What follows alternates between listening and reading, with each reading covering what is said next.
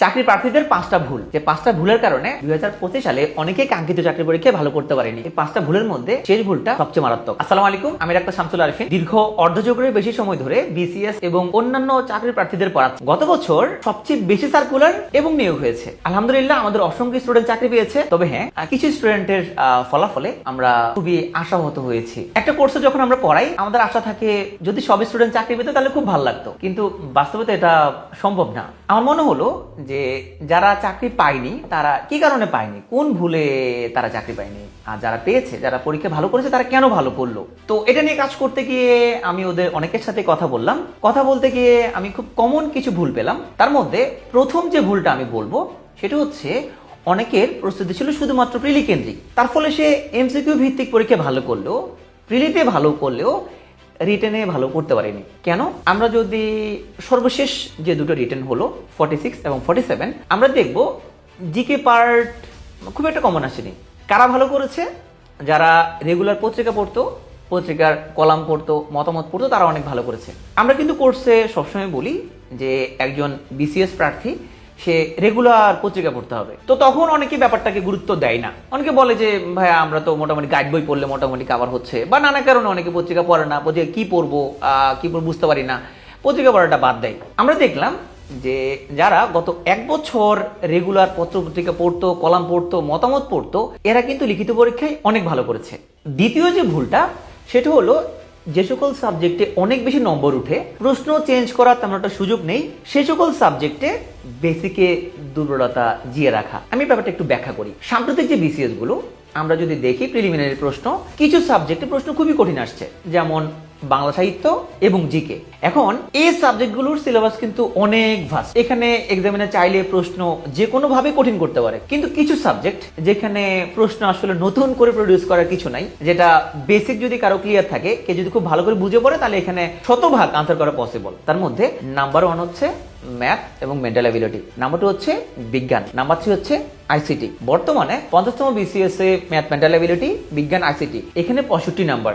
এই সাবজেক্টগুলোতে বিজ্ঞান বিভাগের লোকজন তারা মোটামুটি অটোমেটিক্যালি তারা ভালো, কিন্তু অন্য ফ্যাকাল্টি যারা, তারা মনে করে ভাইয়া বিজ্ঞান একটু কম পড়লে হয় না, আইসিটি একটু কম পড়লে হয় না, আমি জিকে পড়ে ওটা পোষাই দিব। এখন জিকে প্রশ্ন এত কঠিন হলো সে আনসার করতে পারলো না, বা বাংলা সাহিত্য প্রশ্ন এত কঠিন হলো সে আনসার করতে পারলো না। তাহলে এখানে আমরা যেটা দেখলাম, যাদের প্রস্তুতি ছিল খুবই স্ট্র্যাটেজিক, তার মানে যারা ম্যাথ, মেন্টাল অ্যাবিলিটি, বিজ্ঞান, আইসিটি, এই 3 সাবজেক্টে যাদের প্রস্তুতি খুব ভালো ছিল, ওরা কিন্তু কেউ প্রিলি ফেল করেনি।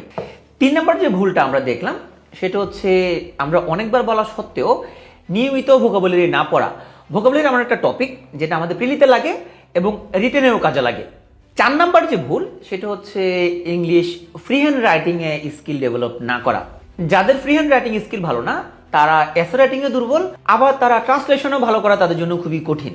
এখন আমি তোমাদের সাথে যেটা নিয়ে কথা বলবো, 5 নম্বর ভুল, যেটা সবচেয়ে মারাত্মক। দেখো, বর্তমানে বইয়ের কোনো অভাব নাই, রিসোর্সের কোনো অভাব নাই, চাকরির কোর্সের কোনো অভাব নাই। সবচেয়ে বড় সমস্যাটা কোন জায়গায়? বড় সমস্যাটা হচ্ছে আমরা পড়তে বসি না, বা পড়তে বসলে আমরা ডিস্ট্রাকশনে ভুগি, আমাদের মনোযোগ অন্যদিকে চলে যায়। আমাদের মনোযোগ চলে যায় সোশ্যাল মিডিয়া, ইউটিউব, বা আমাদের চারপাশে অস্থিরতা চলতেছে দেশের মধ্যে, সে সকল থেকে মনোযোগ চলে যায়। আমি মনে করি এই 5 নম্বর ভুল সবচেয়ে ডেঞ্জারাস। সবকিছু থাকা সত্ত্বেও, তোমার সব দিকে সব রিসোর্স থাকা সত্ত্বেও, এই 5 নম্বর ভুল থেকে আমরা যদি নিজেকে বিরত রাখতে না পারি, তার মানে ডিস্ট্রাকশন কন্ট্রোল না করে আমরা যদি পড়ার টেবিলে না বসি, তাহলে আমরা সবকিছু করেও কোনো লাভ হবে না। স্টুডেন্টদের এই ভুলগুলো করতে দেখে আমার খুব খারাপ লাগা থেকে আমি যেটা ঠিক করেছি, 2026 সালে আমরা আমাদের স্টুডেন্টদেরকে এই ভুলগুলো করতে দিব না, এবং আমরা নিজেরাই প্রোঅ্যাক্টিভ হয়ে আমরা এই ভুলগুলোর সমাধান করতে হেল্প করব।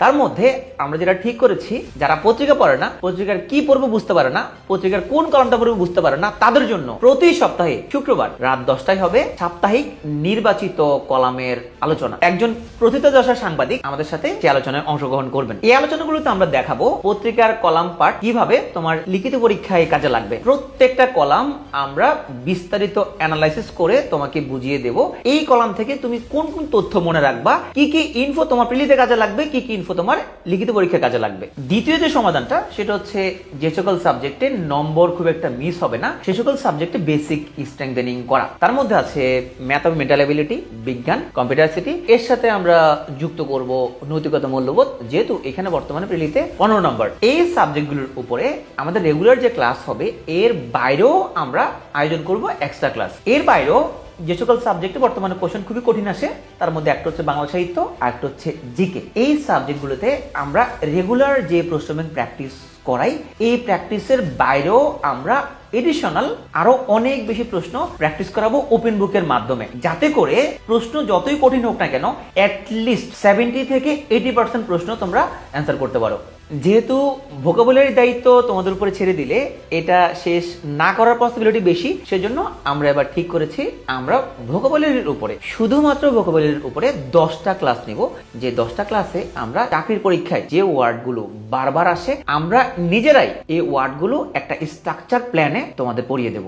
শুধু পড়ানোই নয়, এই ওয়ার্ডগুলো তোমরা কিভাবে মনে রাখতে পারবা, তুমি ফ্ল্যাশ কার্ড মেথডে কিভাবে মনে রাখতে পারবা, এটা টেকনিক আমরা তোমাদের উপরে অ্যাপ্লাই করব। এর বাইরেও আমরা ভোকাবুলারির উপরে অসংখ্য চ্যাম্পিয়নশিপ আয়োজন করব, যাতে তোমরা খেলতে খেলতে মজার ছলে অনেকগুলো ভোকাবুলারি তোমরা কভার করে ফেলতে পারো। ইংলিশ ফ্রি হ্যান্ড রাইটিং যেহেতু অনেক দিনের চর্চার বিষয়, সেজন্য আমরা প্রতি সপ্তাহে তোমাদের থাকবে ইংলিশ ফ্রি হ্যান্ড রাইটিং এর উপরে extra session. English free hand writing এমন একটা টপিক যেটা আসলে আমরা একদিন দুদিন বা এক সপ্তাহে ভালো করা পসিবল না, এই জন্য দরকার দীর্ঘদিনের প্র্যাকটিস। এই জন্য আমরা যেটা করব, আমরা ইংলিশ ফ্রি হ্যান্ড রাইটিং এর জন্য তোমাদের জন্য আয়োজন করব নিয়মিত গাইডেড প্র্যাকটিস সেশন। যে সেশনগুলোতে আমাদের ইনস্ট্রাক্টর তোমাদেরকে বিভিন্ন টপিকে কিভাবে লিখতে হয় তার উপরে বিস্তারিত পড়ানোর পাশাপাশি তোমাদেরকে বিভিন্ন টপিকের উপরে অ্যাসাইনমেন্ট দিবে। তোমরা সেই অ্যাসাইনমেন্টগুলো যখন জমা দিবে তখন আমাদের ইনস্ট্রাক্টর ওই খাতাগুলো ইভালুয়েট করে কোন জায়গায় আমরা ভুল করলাম এবং কোন জায়গায় আরো ভালো লিখতে পারতাম এই ব্যাপারে গাইডলাইন দিবে।